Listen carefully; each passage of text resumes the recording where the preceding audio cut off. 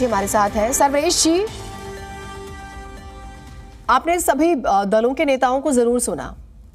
अब मैं आपसे ये समझना चाहती हूँ कि कूड़े के बाद चलिए गारंटी के जरिए ही वो बेसिक मुद्दे कम से कम निगम चुनाव में जरूर आए हैं जिस पर बात एक्चुअली में होनी चाहिए थी। अब मैं जो आपसे समझना चाहूंगी वो ये कि ये brand Modi versus brand Kejriwal ही बनाने की कोशिश हो रही है। जीनत जी देखिए, ये आपने एक तरीके से सही बात कही है कि brand Modi versus brand Kejriwal. देखिए, केजरीवाल जी राजनीति में जब आए तो एक अलग उनका ऑरा था, एक अलग स्वरूप था, अलग तरीके की राजनीति को करने के लिए आए थे। लेकिन कहते हैं ना, ढाक के तीन पात, दूर के ढोल सुहावने होते हैं। उन्होंने जो जो बातें कही, जिस जिस बातों से उन्होंने कही कि मैं कहता हूं ये नहीं कहूंगा, उसी बातों को अपनाया। और जिस भ्रष्टाचार की मुहिम को लेके वो आगे बढ़े थे उसको डिफरेंट वे में अपना लिया। अब अगर brand Modi versus brand Kejriwal, तो ये बहुत, जो ये अगर तुलनात्मक किया जाए तो केजरीवाल कहीं नहीं ठहरता ब्रांड मोदी के आगे। मोदी जी एक फुल फ्लेज राज्य के 15 साल चीफ मिनिस्टर रहे, उसके बाद भारत के प्रधानमंत्री बने। और केजरीवाल जी को एक दिल्ली दिया गया था, सबसे पहले उनको दिल्ली में सत्ता मिली थी। और उनका चुनावी चिन्ह जो है जीनत जी, झाड़ू था। और ये था कि चलो दिल्ली कम से कम देश की राजधानी है, एक IITian है, पढ़ा लिखा बंदा है, कुछ दिल्ली को करेगा, क्योंकि उससे पहले कांग्रेस यहां सत्ता में काबिज थी।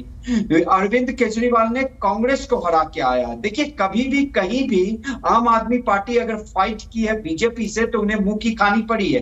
पिछले 5 राज्यों का चुनाव देख लीजिए, वहां पे वो मुंह की खाए हैं। इन्होंने दिल्ली में कांग्रेस से सत्ता हथियाई, उसी तरह पंजाब में हथियाई। लेकिन दिल्ली में जो मूलभूत सुविधा है जीनत जी, इन्होंने फ्री बिजली, फ्री पानी तो दिया, लेकिन जब वो गर्मी आती है तो उसमें जो दिल्ली की जनता, एक वर्ग एक जगह की जनता बेहाल हो जाती है। टैंकर माफियाओं पे निर्भर होना पड़ता है, एक बूंद पानी के लिए वो तरसते रहते हैं। क्या अरविंद केजरीवाल जी को मात्र 2 करोड़ लोगों को सुख सुविधाओं को भी देने में इतना बड़ा उन्हें समय लगता है? 8 साल हो गए दिल्ली में। हम मानते हैं जीनत जी की बीजेपी कुछ नहीं करती है, 15 साल से वो MCD में काबिज है, कांग्रेस ने कुछ नहीं किया, भ्रष्टाचार किया।